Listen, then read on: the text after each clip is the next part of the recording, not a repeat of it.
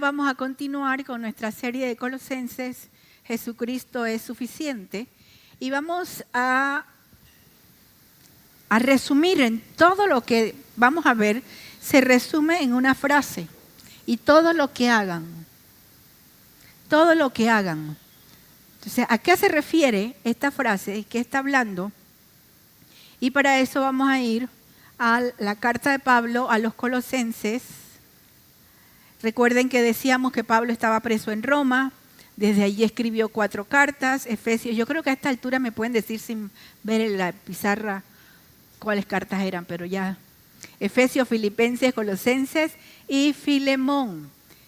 Y que Colosas era un pueblo, una ciudad, en la actual Turquía, que producía lana teñida.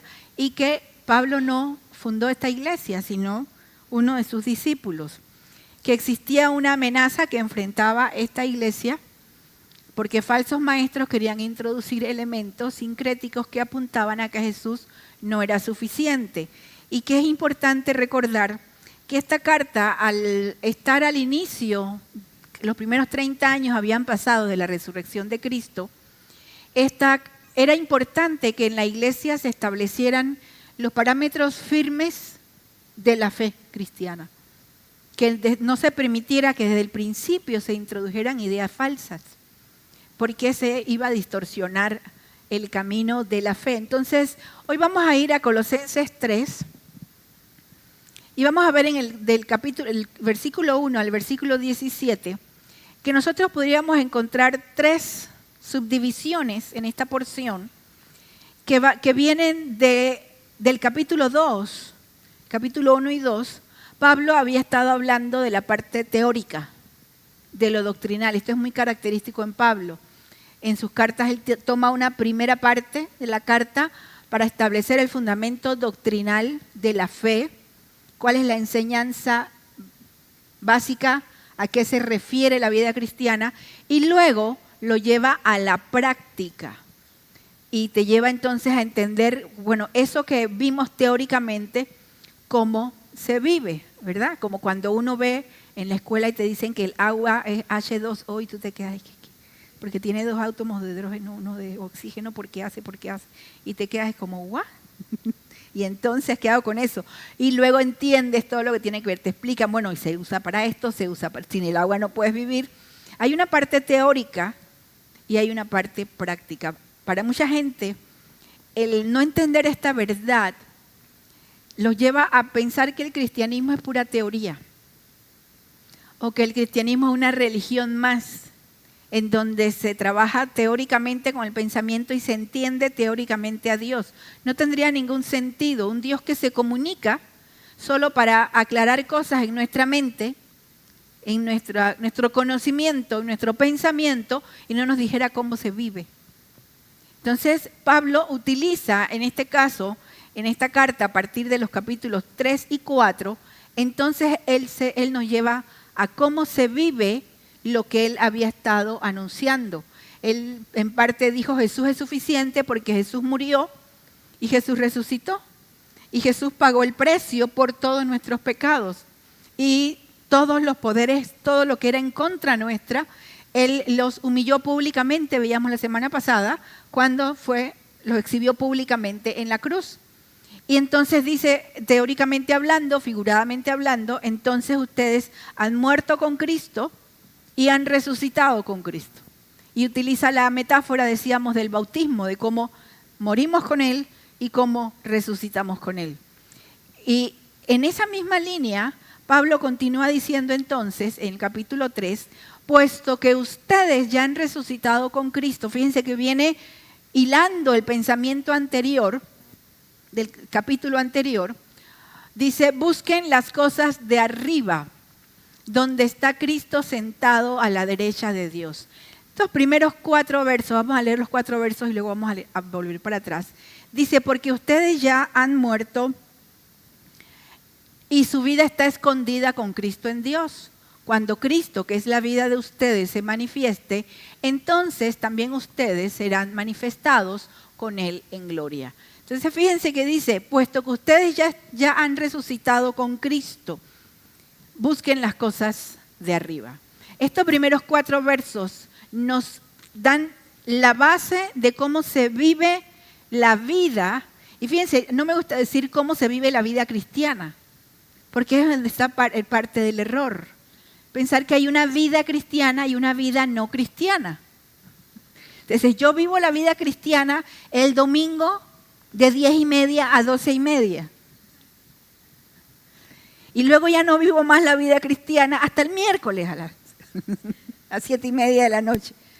O sea, hay personas que tienen esta idea, esta dicotomía, esta división de pensar que hay una vida cristiana que es la que vivo los domingos o la que cuando estoy leyendo la Biblia, pero que el resto de la vida es mía y es no cristiana. El creyente no puede pensar así. Nuestra vida 24/7 le pertenece a Dios. Quiere decir que lo que nosotros vivimos todos los días tiene que tener alguna relación con Dios. Si no, de nada sirve tener la teoría y no poder llevarla a la práctica. Entonces, en estos 4 versos, fíjense que dice, busquen las cosas de arriba, pongan la mira en las cosas del cielo y no en las de la tierra.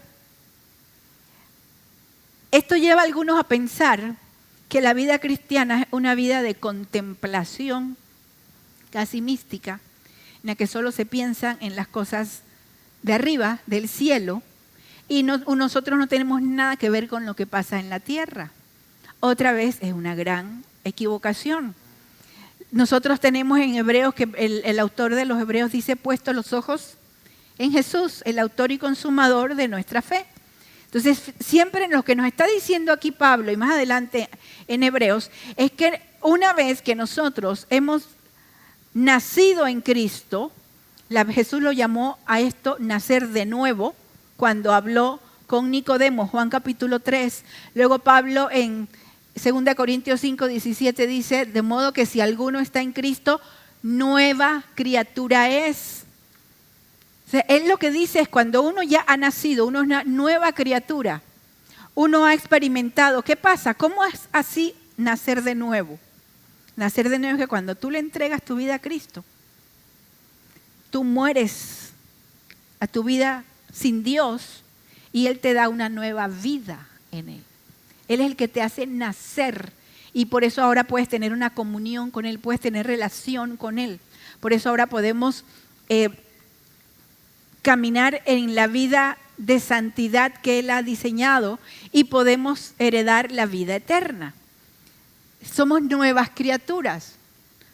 Y como nuevas criaturas, dice Pablo, ahora hay que cambiar la perspectiva. La perspectiva o el enfoque es a donde yo miro.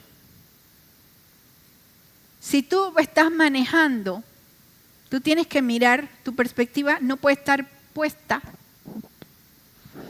tu mirada no puede estar puesta en otra cosa. Por eso, ¿cuántos accidentes hay por gente que va o hablando por teléfono o mirando el teléfono? Y eso es muy común y la gente te dice, no, yo puedo. No puedes. Ni puedes ni debes.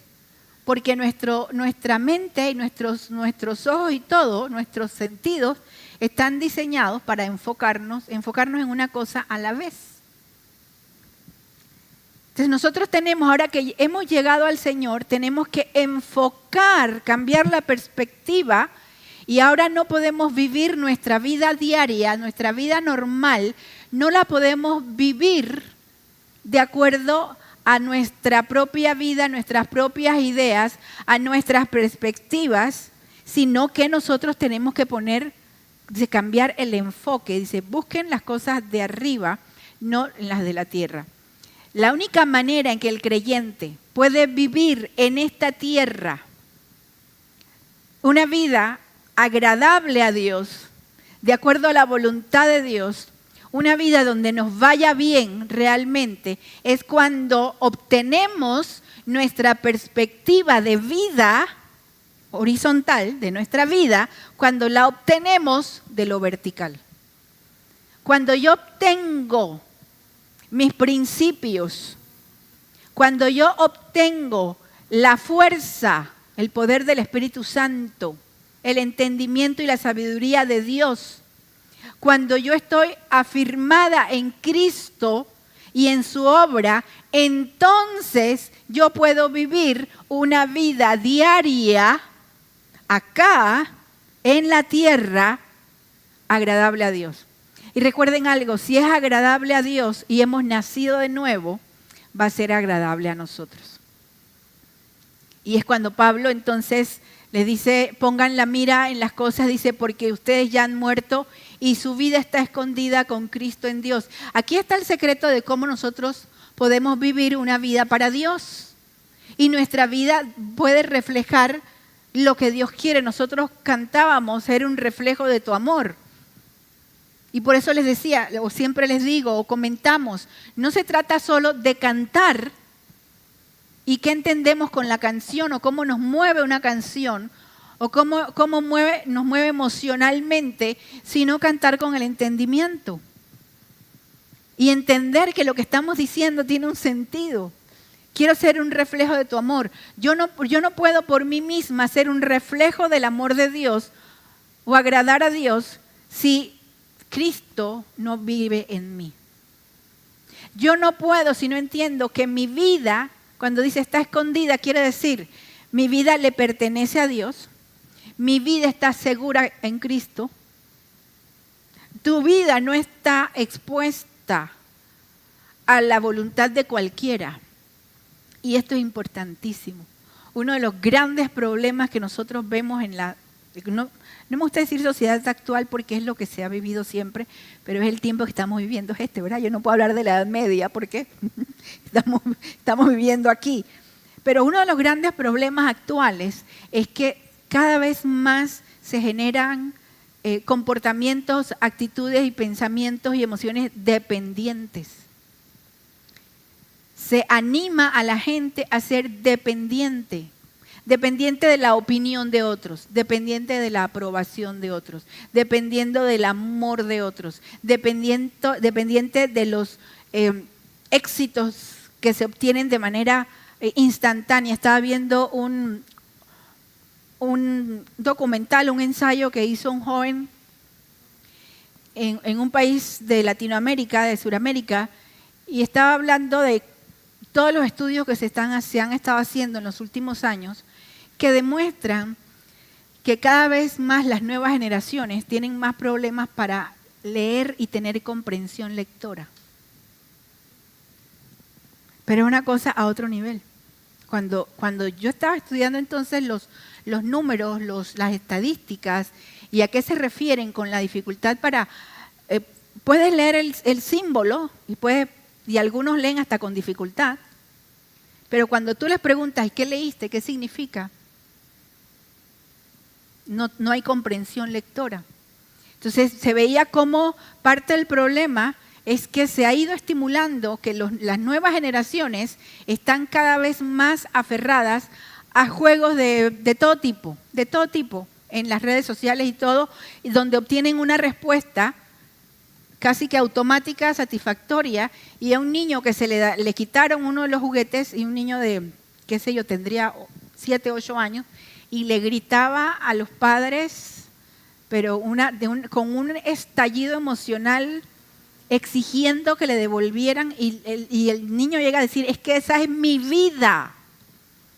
Tú dices, ¿qué tiene que estar pasando en las emociones y en la mente de un niño de esa edad que llegue a pensar que su vida es el poder jugar eso y tener los resultados? Aquí hay un problema que se está generando de dependencia.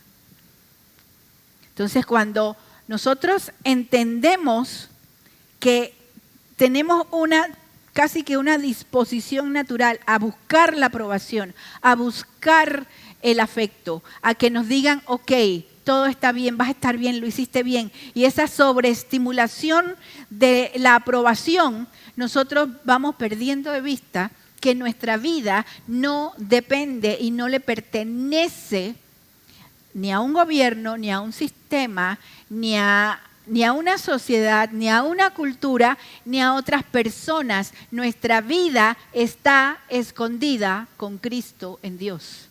Nuestra única dependencia tiene que ser en Dios. Es buena la dependencia solo si es en Dios. Solo si aprendemos a depender de Él, a decirle, Señor, yo dependo de ti. Definitivamente yo dependo de ti. Dice, cuando Cristo, que es la vida, se considera que es la única alusión escatológica o a la segunda venida de Cristo en esta carta pequeña. Cuando Cristo, que es la vida de ustedes, se manifieste, entonces también ustedes serán manifestados con Él en gloria. Entonces, cuando Pablo establece, él va a comenzar a hablar ahora de lo práctico. Pero él primero dice, si tú quieres llevar tu vida de Dios que está en ti y tu nueva vida, tu nueva perspectiva, la quieres llevar a tu vida diaria, tienes que entender que necesitas a Cristo, que tienes que depender de Él. Nosotros solos no podemos. La fuerza de nuestro ímpetu personal, de nuestros instintos personales, de nuestros deseos personales, de lo que la Biblia llama nuestra carne, de nuestro yo, siguen queriendo dominar y obtener la gratificación.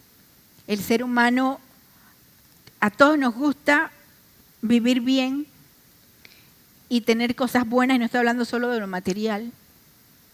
Nos gusta el placer, nos gusta aquello que nos... ¿Por qué nos peinamos? Para estar bonitos, aunque digamos que no. Porque es que a veces, ¿cómo nos cuesta decir, es que yo no me arreglo para estar bonito, para estar bonita?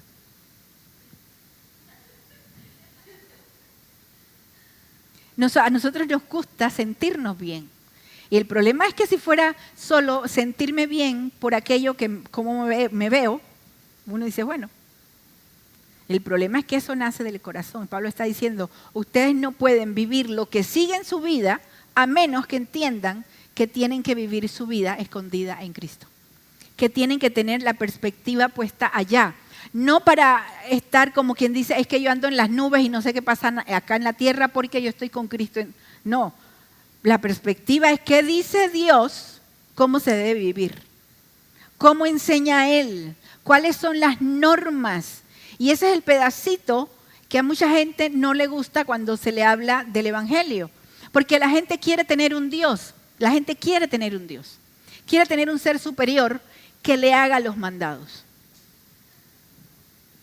Quiere tener un ser superior que le dé y que le dé y que le dé y que le dé y que lo proteja y que le ofrezca un futuro y le quiere y quiere y quiere y quiere. Pero cuando llega la parte de cuál es mi compromiso con Dios, me dice, hay gente que me dice, es que a mí no me gusta tu iglesia, como si fuera mi iglesia, ¿no?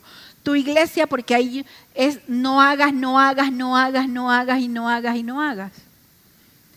Y yo le digo, ¿no has leído a Pablo que dice todo me es lícito? Puedo hacer todas las cosas. Le dice, pero no todo me conviene. Entonces, Dios ha puesto límites y estándares o normas de vida por dos razones. Número uno, las normas de Dios deben reflejar o apuntar a la santidad de Dios. Dios es santo, cantábamos hace un momento, Dios es santo. Y la santidad de Dios no admite comunión con el pecado. La santidad de Dios no admite comunión con lo malo. No la admite, simplemente. Dice el salmista, ¿quién entrará al santo lugar? Dice, limpio de manos y de corazón puro. Y está hablando de entrar en la presencia de Dios. ¿Y quién podrá subir al monte? ¿Quién podrá estar en la presencia de Dios? Y dice, el que esté limpio. El problema es que nosotros no nos podemos limpiar por nosotros mismos. Pero Dios tiene estándares. Número uno, ¿por qué Dios tiene estándares? Porque los estándares de Dios deben reflejar la santidad de Dios. Y número dos, porque las normas de Dios nos convienen a nosotros. Es el pedacito que nos cuesta entender, que cuando Dios nos pone límites, es como cuando usted le pone límite a sus hijos. Si usted le diera a sus hijos, lo dejara hacer todo lo que el niño, desde que está pequeñito, quiere, y son las 12 de la noche y te dice, es que yo quiero helado, y ahí vas tú corriendo a medianoche, dormida. Es que el niño quiere helado. Eso, no estoy hablando de ti y de mí, Guillermo, porque Yo sé que a veces yo te pido a las 10 de la noche. Si usted agarra a los niños y el niño le dice, es que yo quiero ir al parque a las 5 de la mañana y ahí va usted corriendo. Es que el niño quiere. Es que el niño quiere. Es que el niño quiere. Si el niño quiere cruzar la calle corriendo cuando está el semáforo en verde. Es porque el niño quiere. Los límites a los niños son para su seguridad. Para que aprenda a cuidarse, a tener autocontrol. Cuando usted educa a un niño sin límites, tiene a un adulto problemático. Que es problemático para sí mismo y le causa problemas a los demás. Ahí no hubo ni un amén. Entonces, cuando Dios establece límites y estándares de vida, primero para Él, para poder tener acceso y para reflejar su santidad, para tener comunión con Él. Y en segundo lugar, porque los límites de Dios son buenos para nosotros. Y tal vez nosotros no lo entendemos porque queremos la gratificación, pensamos que eso me conviene. Y el Señor dice, no todo me conviene. Ahora bien, comienza Pablo entonces a partir del verso 5. Dice, ya que ustedes tienen que poner su mirada en Cristo, poner su perspectiva en las cosas de arriba y no, cuando dice no en las de la tierra, es porque ¿cuáles son los estándares de la tierra? La cultura, la sociedad del hombre o el ser humano sin Dios. Eso es muy diferente, las normas sin Dios a las normas con Dios. Dice, por lo tanto, entonces aquí viene de una manera durísima. No suaviza el concepto. Pablo dice, hagan morir. En el griego es maten. Maten. Denle muerte. En ustedes a todo lo que sea terrenal. Pero fíjense que entonces otra vez la gente va y malinterpreta el texto y dice, entonces, pero si ir a la escuela es terrenal, ir a la universidad es terrenal, ir a trabajar es terrenal. ¿Cómo voy a...? No. Lo que hace Pablo es que va señalando entonces algunas áreas de la vida y menciona algunos pecados que engloban, uno puede decir, todos los pecados, todo lo que le desagrada a Dios. Y dice, hay una parte que nosotros tenemos que hacer. Hay una parte que ustedes tienen que poner empeño y tener una disposición. Y es la parte mía. Yo tengo que hacer morir. Y uno dice, pero no dices que es Dios en mí. Sí, pero tiene que haber una disposición mía, en mi actitud de querer negarme. Porque yo sigo teniendo, cuando tú le entregaste tu vida a Cristo, Dios no te quitó tu voluntad, tu capacidad de tomar decisiones. Sigues teniendo tu capacidad de tomar decisiones. Te Pablo lo que está diciendo, en tu capacidad de tomar decisiones, tienes que hacer morir, tienes que detener, tienes que negarte a darle vida a aquello que humanamente hablando te aleja de Dios y te hace daño. Recuerden la doble vía, te aleja de Dios y te hace daño. Fíjense que dice, va mencionando inmoralidad sexual. La inmoralidad sexual tiene que ver con todo aquello que es actividad sexual fuera del matrimonio. Fuera del matrimonio. Y antes de que ustedes van a ver que hay de todo tipo de distorsiones. Y lamentablemente hay iglesias en algunos lugares del mundo que se han llamado a sí mismas iglesias cristianas por muchos años, y algunos por siglos, que están diciendo, seamos inclusivos. Porque amor es amor. Y dices, ¿tienen Biblia? Hay quienes te dicen, no, es que Jesús nunca habló en contra ni del matrimonio igualitario, ni habló, tú no encuentras, solo tienes que irte a Mateo 19, donde Jesús dijo, hablando del matrimonio, Dios los creó varón y hembra. ¿Qué más necesitamos? Si lo dijo, sale de la boca de Cristo. ¿Qué más necesitamos? Queremos un tratado de 7 páginas, una carta específica en Pablo acá, para que justifique lo que es impuro delante de Dios. Dice la inmoralidad sexual, toda la actividad sexual fuera, porque uno dice, pero Erika, eres muy extremista. Yo no sé, es la Biblia la extremista.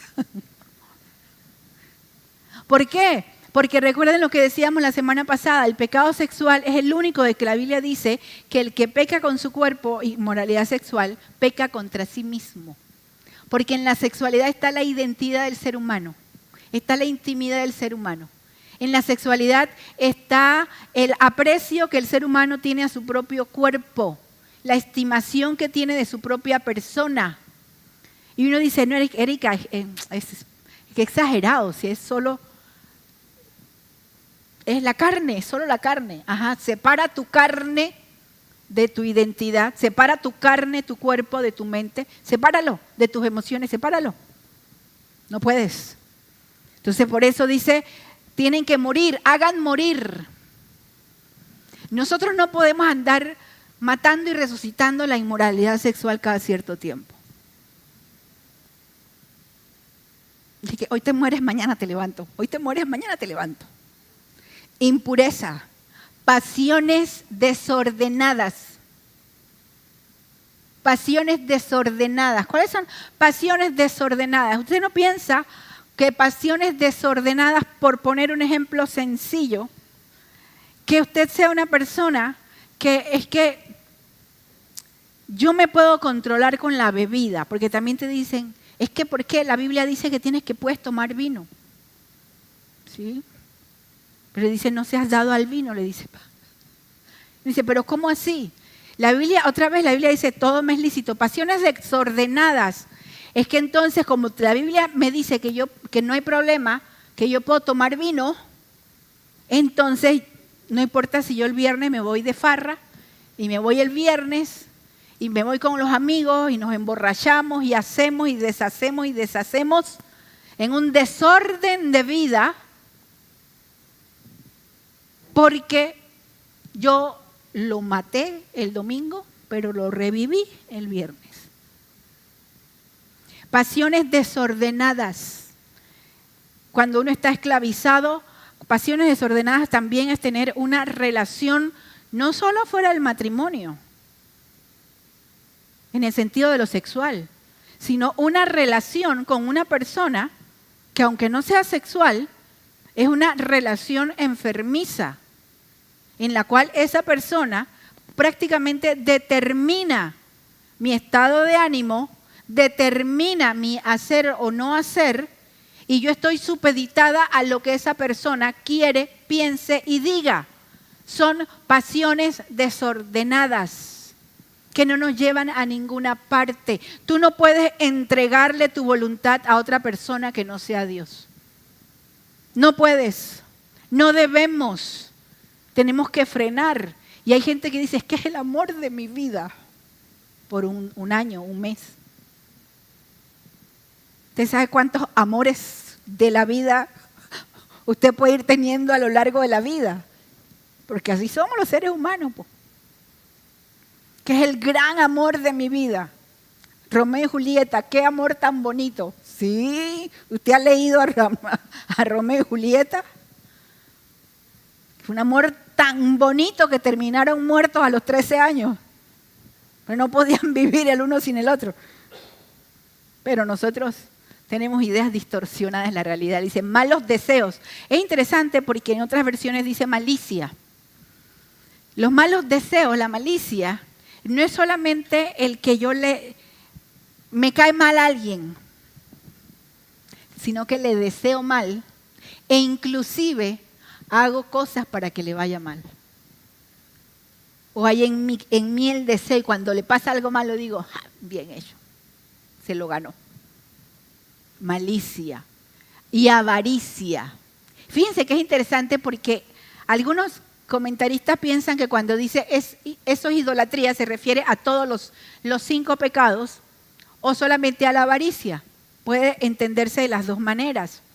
Pero fíjense cómo compara el pecado que amarra el corazón del ser humano, ya sea en lo sexual, en lo emocional, en los deseos o en la avaricia. La avaricia es: yo tengo esto, tú lo necesitas, pero yo no te lo voy a dar aunque tú lo necesites.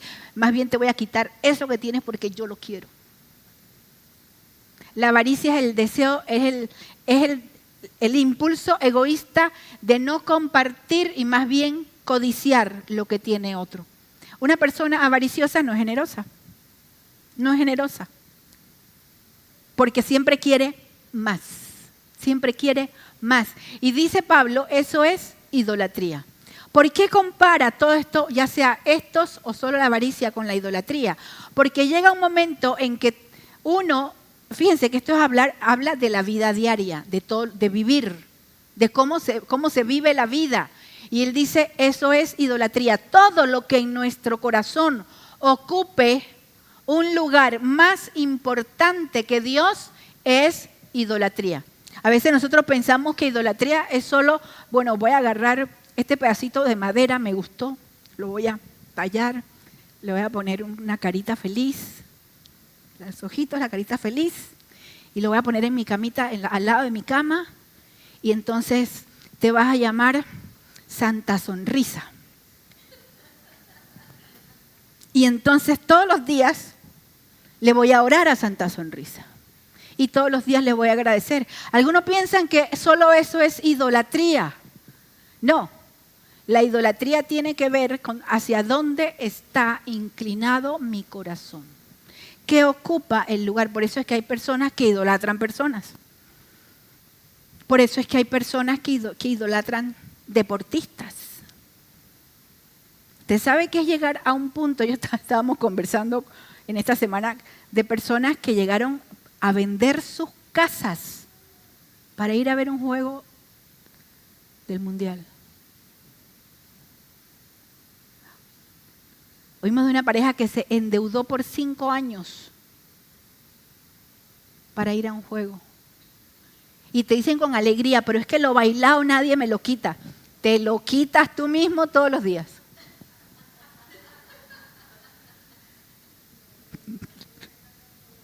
Eso es idolatría. Entonces Pablo está advirtiendo y dice, recuerden, fíjense el orden, pongan su mirada en las cosas de arriba, obtengan sus principios de vida, su sabiduría para vivir, obténganla de arriba, de los estándares de Dios, de las normas de Dios. Entonces ustedes van a poder vivir. ¿Por qué pueden hacerlo? Porque su vida está escondida con Cristo en Dios. Porque Él es el que les puede ayudar a vivir de acuerdo a los estándares de Dios. Porque uno dice, es que yo no puedo. No, nosotros solos no podemos. Pero tenemos, si yo digo, es que yo no puedo, next, no pudo. Pero no, Señor, yo no puedo, pero sí quiero. Ayúdame a hacerlo. Entonces sí vamos a poder. Dice, hagan morir. Luego sigue diciendo, por cosas, y este es el pedacito que mucha gente no les gusta, por cosas como estas les sobreviene la ira de Dios a los desobedientes. ¿Se acuerdan que decíamos, las normas de Dios están para satisfacer la santidad de Dios? El pecado del hombre no genera la aprobación de Dios, sino que genera su ira. Y luego dice, también ustedes, aquí es donde viene la parte de que Pablo está haciendo la diferencia, también ustedes practicaron estas cosas en otro tiempo. Y usted y yo debemos poder decir, sí, yo antes de conocer a Cristo vivía mal, hacía esto, funcionaba de esta manera antes de conocer a Cristo. Yo vivía en estas cosas, dice, practicaron en otro tiempo. Pero ahora, y fíjense, ahora viene otra área de la vida que tiene que ver con las relaciones personales. Dice, pero ahora deben abandonar también la ira. Y hace la diferencia entre la ira y el enojo, básicamente, porque la ira es un enojo abrupto, ¿sí? Es cuando de repente te sobrepasas Y cuando la ira te sobrepasa, eres capaz de cualquier cosa. Hay gente que es capaz de la violencia más terrible con la ira. Pero un momento de ira. Usualmente la ira dura un momento. El enojo puede durar más. El enojo no necesariamente se expresa o con palabras o se dice ta. No. El enojo está adentro. Y te saludo y todo, pero bien enojada contigo. La malicia que mencionábamos, la blasfemia y las conversaciones obscenas. ¿Se dan cuenta que el estándar de Dios es alto?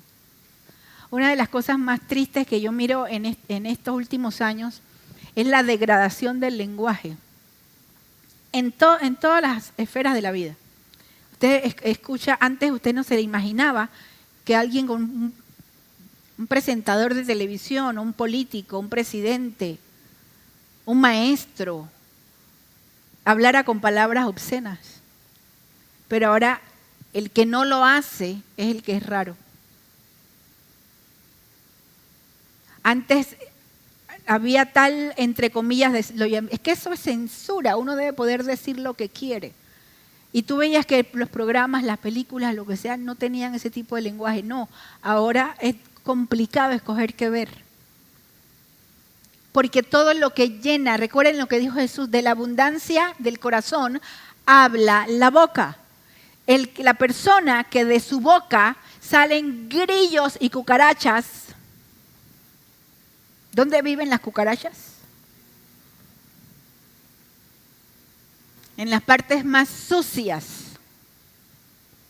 Entonces imagínense un creyente que tiene a Cristo en su corazón, que su cuerpo es el templo del Espíritu Santo, de su boca salgan grillos y cucarachas. Y cuando dice, es que se me salió, no es que no se sale lo que no está dentro. Y cada vez más hay creyentes que hablan. Y no solamente es decir palabras obscenas, sino contar chistes sucios. Ponerle sobrenombres a las personas con doble sentido. Ahora todo, uno tiene que cuidar hasta lo que dice porque todo es tomado en doble sentido. El estándar de Dios es alto, por eso es que a mucha gente no le gusta. Y dicen, ustedes son unos exagerados. Pero no es que seamos exagerados, es que la Biblia, fíjense otra vez, y esto nos ayuda a nosotros. En nuestras relaciones dice, no se mientan los unos a los otros. Hay que hablar con la verdad. Pablo dice en Efesios 5, en Efesios 4, hablar la verdad con amor. Pero la verdad, nosotros no vamos por ahí repartiendo ni insultos porque son la verdad, ni halagos aunque sean mentira.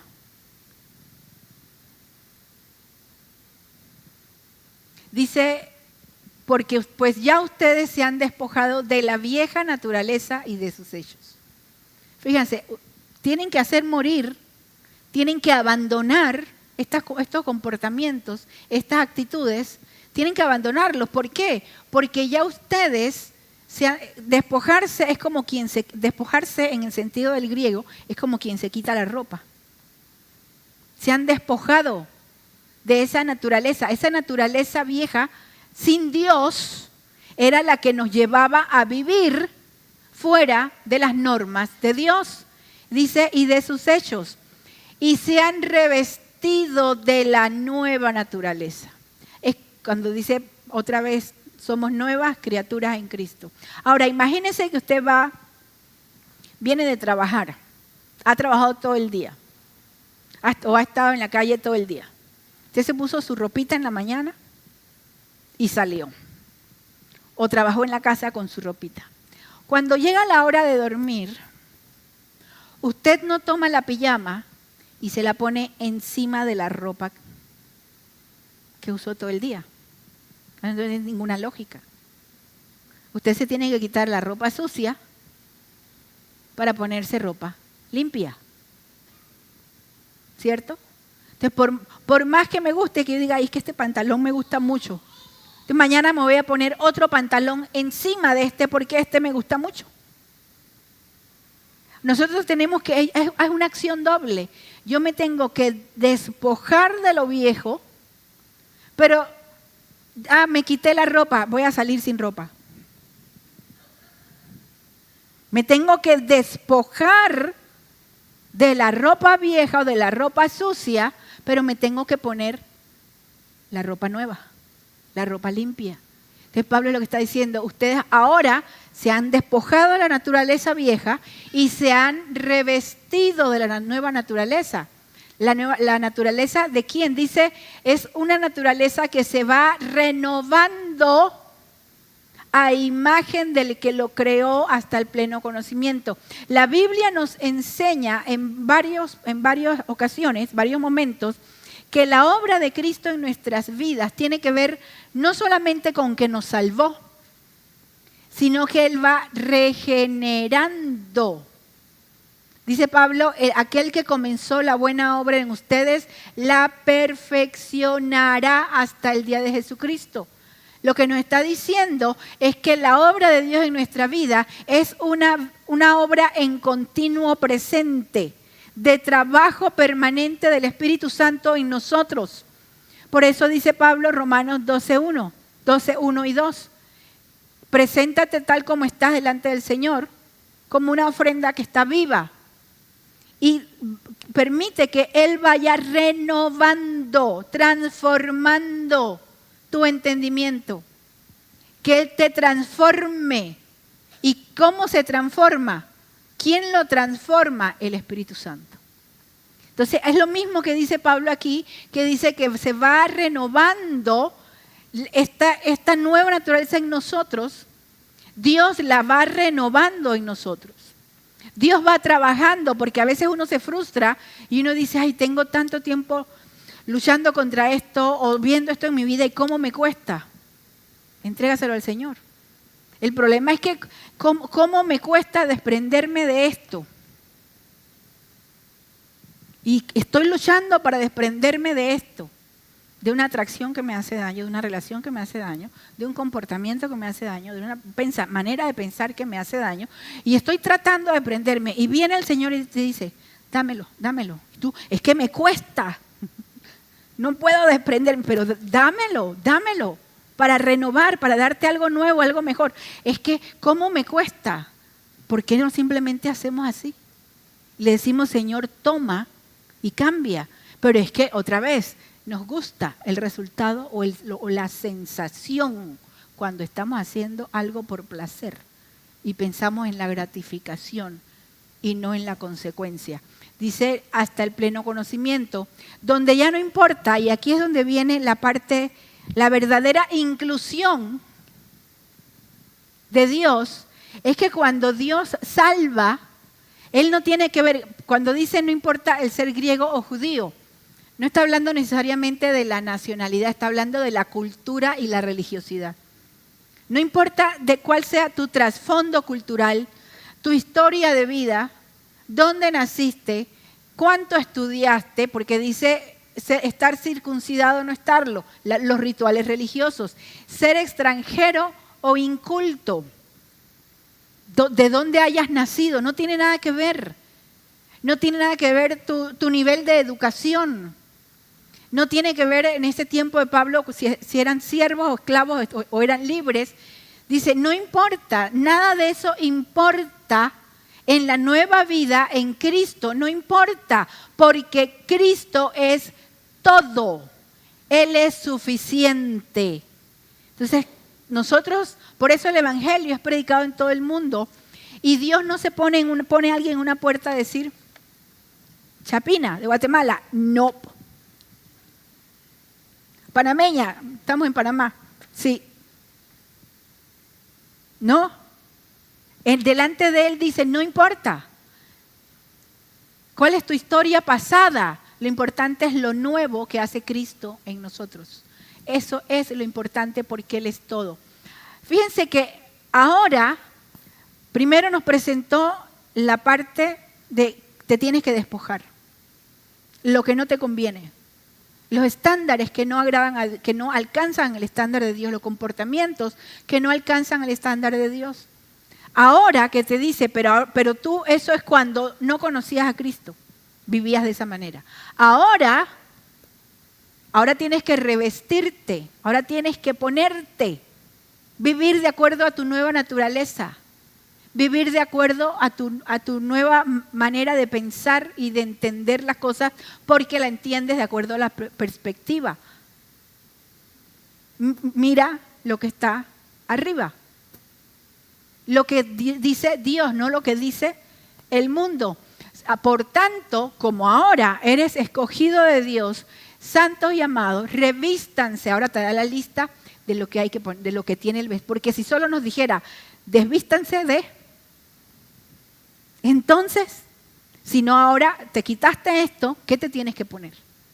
¿De qué te tienes que vestir? Dice, de entrañable misericordia. Aquí viene la parte de la relación con las otras personas. Entrañable misericordia, de benignidad. Misericordia es identificarse con compasión por el dolor de otro. A veces podemos ser tan egocéntricos, tan egoístas, que pensamos que nuestro sufrimiento es el que más vale. Lo que yo sufro, lo que yo vivo. Es que me tienen que mirar a mí que yo estoy sufriendo. Es que tienen que entender que es que yo, mi dolor, mi problema, mi enfermedad, mi necesidad, mi crisis, todo gira alrededor de mí. Pero Pablo está hablando aquí de que uno tiene que vestirse en su nueva naturaleza en Dios, tiene que vestirse de acciones y de actitudes y de sentimientos que agradan a Dios, que Dios produce en nosotros y que ayudan a nuestra relación con los demás. Entrañable misericordia. Cuando yo tenía el consultorio, a veces me llegaban personas. Recuerdo en una ocasión una paciente que tuve que tenía muchísimo de todo en lo material, materialmente hablando. Pero cada semana en terapia era una queja permanente de su historia de vida, de su infancia, de su esposo, de sus hijos, de esto, y ella sufriendo, y ella sufriendo, y ella sufriendo. Yo le dije, vamos a hacer un ejercicio terapéutico. En aquel tiempo se podía visitar los hospitales y se podían hacer, ya no. Vamos a hacer un ejercicio terapéutico. Comienza a ir, únete a ir a visitar enfermos, a llevar comida, y vamos a hacerlo un par de veces y conversamos. Cuando regresa, ¡ay! ¿Cómo sufre la gente? Y cuéntame. Y es que había una persona, había una señora, y había. Ajá, y tus traumas, y tus dolores, y tú. Bueno, la verdad es que no tuve tiempo de pensar en eso. Porque parte del problema humano, que somos tan egoístas, estamos tan centrados en nosotros mismos, que no solamente pensamos solo en nuestro dolor, sino que demeritamos o devaluamos el dolor y el sufrimiento del otro. Y cada vez que alguien, mira, cuando tú estás contando un dolor, un problema, y hay una persona que en vez de escucharte te dice, sí, porque es que yo viví tal cosa y tal cosa. Es que a mí me pasó tal cosa. ¿Sabes cuál es la respuesta más inteligente? Guardar silencio. Porque esa persona no está interesada en escuchar tu dolor. Lo está minimizando. Entonces por eso hay que pedirle al Señor, Señor, dame misericordia. No lástima propia. Es que yo, pobrecita yo. Misericordia hacia otros, de benignidad, de ser buena gente. Sean buenas personas, de humildad. No puedes, me estaba riendo veía un video de un basquetbolista que logró una hazaña, un récord así de esos, que solo 5 o 6 personas, basquetbolistas han logrado, y él ponía en su Instagram, estoy orgulloso de ti. hablándose a sí mismo, te felicito. Estás en un lugar donde solamente 6 personas se han sentado. Tú eres lo máximo. Y ¿quién hubiera pensado en tus humildes orígenes? Y yo digo, definitivamente él no está pensando en sus humildes orígenes. O como cuando yo le digo, riéndome, molestando a mi esposo o a alguien, le digo, es que yo estoy orgullosa de mi humildad. Ya no es humildad, mansedumbre, de paciencia. Sean mutuamente tolerantes. Va a haber personas con las que convives o las que te relacionas en casa, en el trabajo, en la universidad, en las áreas donde tú te mueves, que no van a ser como tú, ni van a hacer las cosas como tú las haces. Dice, sean tolerantes. Si alguno tiene una queja contra otro, perdónense de la misma manera que Cristo los perdonó. ¿Usted sabe dónde nace el rencor? De no perdonar. No tiene ningún sentido. Y hay gente que dice, yo te perdono, pero no olvido. No has perdonado. ¿Por qué? Porque estás anunciando que tú vas a seguir pensando en eso. Uno, por definición, pocas veces olvida lo que ha vivido. Las memorias quedan allí. Entonces tú puedes recordar lo que alguien te hizo, si te hizo daño. Pero si lo perdonaste, aunque el recuerdo venga, ya no va a ser un recuerdo con enojo, ni con deseo de venganza.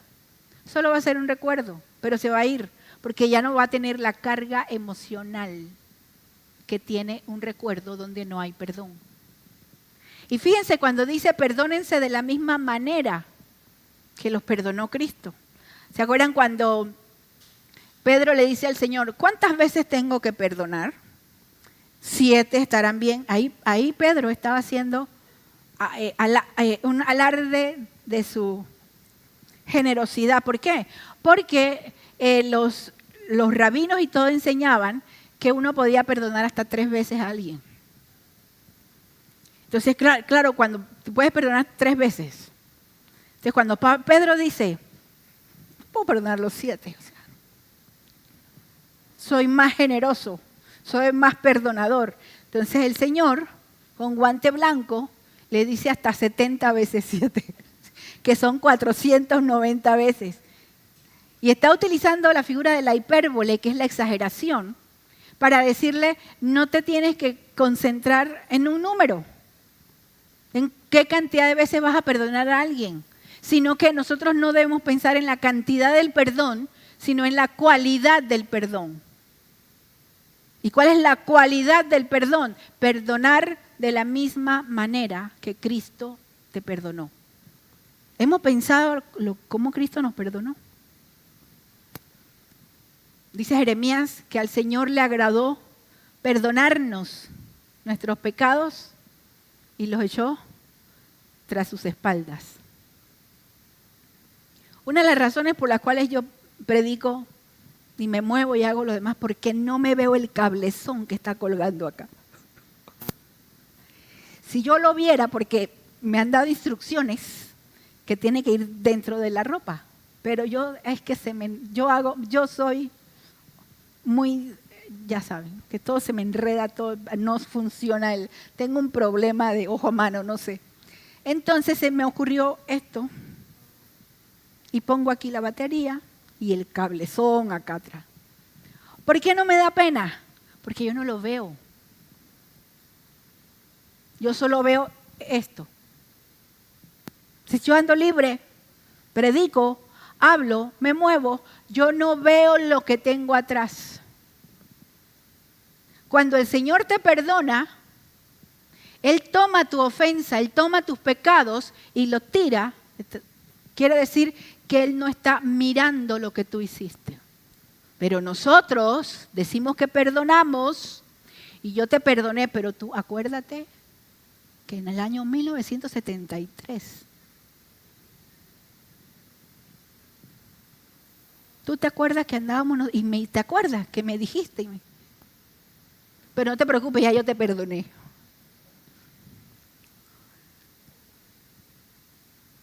Cuando uno perdona de la manera que Cristo lo perdonó, uno no vuelve al pecado.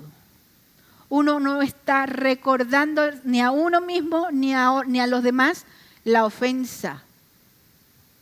Por eso es que los estándares de Dios son altos, porque nuestra tendencia humana es decirle, te perdoné, pero, ponemos el pero, ahí va el pero. No, es que yo la perdoné, pero que no se meta conmigo. Perdonemos de la manera que Cristo nos perdonó. Luego dice, y sobre todo revístanse otra vez. ¿Cómo es posible vivir así cuando estamos vestidos del amor de Dios? Cuando en nuestro corazón, dice, en el corazón de ustedes gobierne la paz de Cristo. De otra manera, no hay forma de vivir de acuerdo a los estándares de Dios. No puedes tener paz con los demás y vivir en paz a menos que la paz de Dios gobierne tu corazón, tome control de tu corazón, a la cual fueron llamados en un solo cuerpo. Y Pablo es recurrente casi en todas sus cartas. Sean agradecidos, sean agradecidos. La palabra de Cristo habite ricamente en ustedes. ¿Cómo puede la palabra de Dios habitar en nosotros? Habitar significa morar. Si no la leo, no la escucho, no la medito, ¿dónde va a estar la palabra? Va a estar aquí, pero tiene que estar aquí, tiene que estar aquí. Por eso es que una de las labores diarias más importantes del creyente es alimentarse de la palabra. Ni les quiero preguntar cómo andan en ese apartado. Instrúyanse y exhórtense unos a otros con toda sabiduría. ¿De dónde viene la sabiduría? No, viene de la palabra y viene del Espíritu Santo. Nosotros no podemos estar alegremente dando consejos, metiéndonos en la vida de los demás. Mira, es que te voy a dar un consejo. ¿Pero quién te pidió el consejo? Es que te voy a dar un consejo. Es que yo te voy a decir algo. No quiero que lo tomes a mal. Ya comencé mal. Pero cuando la palabra de Dios habita en nosotros y entendemos que somos una familia, dice, exhórtense, instrúyanse, pero con la sabiduría de Dios, con la sabiduría de la palabra, no con mis prejuicios. Porque nosotros tenemos ideas preconcebidas acá que suelen ser negativas o que están asociadas a nuestra crianza o a nuestra cultura. Y antes uno encontraba todo tipo de consejos. Fuera de Dios tú puedes encontrar todo tipo de consejos. ¿Te gusta ese muchacho? Anda. Háblale. Cuando te sientes frente a él, cruza la pierna. Pásale tu número de teléfono. Esos son los consejos que da el mundo sin Dios. Pero hay que buscar, aconsejar, exhortarse, instruirse unos a otros, dice, con la sabiduría de Dios. Canten al Señor salmos. Fíjense la diferencia entre la vida pasada, que hablaba de maledicencia, palabras obscenas, ofensivas, blasfemias, a la vida en Dios, que aún nuestro vocabulario y lo que expresa nuestra boca tiene que ser diferente. Dice, aquí es donde termina, y todo lo que hagan, que aquí es donde se resume lo que tiene que ver con los dos contrastes que hace Pablo, de la vieja naturaleza, de la vieja ropa, y de la nueva naturaleza en Dios, que debe estar guiada por la perspectiva que tenemos de poner nuestra mirada en las cosas de arriba y no en las de la tierra. Y luego dice, y todo lo que hagan, todo, fíjense que no es excluyente, es todo lo que hagan, ya sea de palabra o de hecho, háganlo en el nombre del Señor Jesús. Si nosotros pudiéramos tener ese pasaje como nuestro norte en la vida diaria. Hace unos años salió, hace ya muchos años, como casi 40 diría yo, salió un libro que se hizo muy famoso que se llamaba ¿Qué haría Jesús? Y se convirtió en un eslogan y todo, ¿no? ¿Qué haría Jesús? What would Jesus do? ¿Se acuerdan? Y por ahí van a ver las siglas todavía. ¿qué haría Jesús? Entonces el autor planteaba, cada vez que tú vas a hacer algo, pregúntate, en mi lugar, ¿qué haría Cristo? O sea, cuando tengas ganas de insultar a alguien, pregúntate, ¿qué haría Jesús? Esa era la premisa del libro. Aquí Pablo lo plantea y dice, todo lo que hagan, háganlo en el nombre del Señor Jesús. Entonces, cuando vamos a hacer algo, vamos a preguntarnos, este comportamiento, ceder a esta tentación, vivir de esta manera, hablar estas cosas, ¿lo puedo hacer en el nombre de Jesús? ¿Yo puedo maldecir a alguien en el nombre de Jesús? ¿Yo puedo calumniar a alguien en el nombre de Jesús? ¿Yo puedo atentar contra mi cuerpo en el nombre de Jesús? ¿Yo puedo vivir en el pecado, convivir con el pecado en el nombre de Jesús? Entonces Pablo termina diciendo, todo lo que hagan en esta sección, todo lo que hagan, háganlo en el nombre del Señor Jesús y dando gracias a Dios. ¿Por qué? Dando gracias porque podemos hacerlo en el nombre de Jesús. La vida cristiana, por eso decía, no es una vida que es una vida de domingo y de tal día que voy a la iglesia. La vida en Dios es del cristiano, es todos los días. No es una vida cristiana, es la vida del cristiano, del creyente, del seguidor de Cristo, del Hijo de Dios, que vive todos los días honrando a su Señor. Y recuerde, no es una carga imposible de llevar. Porque en nuestra fuerza no vamos a poder hacerlo. Pero, dice, nuestra vida está escondida en Cristo. Él es el que puede actuar en nosotros. La parte que a mí me toca, que tiene que ver con los verbos, las acciones, hagan morir, abandonen, despójense. Son verbos, acciones. Vístanse, hagan. Esa es la parte que a mí me toca. Pero para poder actuar, yo tengo que tener la disposición, la voluntad de hacerlo. Cierra tus ojos. Vamos a darle gracias al Señor. Señor, queremos darte gracias. Queremos darte gracias por tu palabra.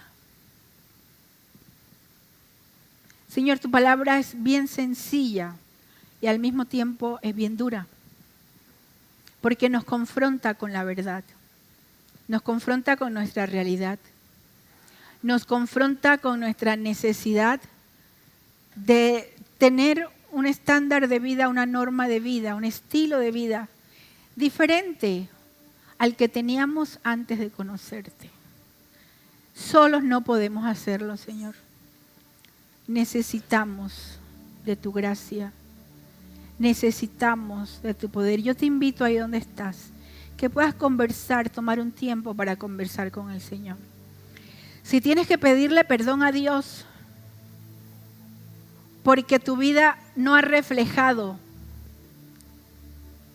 una vida puesta en Cristo, una vida revestida de Dios, sino que no habías entendido este concepto y pensabas que podías ponerte una ropa encima de la otra, que podías seguir teniendo conductas, pensamientos pecaminosos y vivir de cualquier manera y solo de vez en cuando vestirte de lo que a Dios le agrada.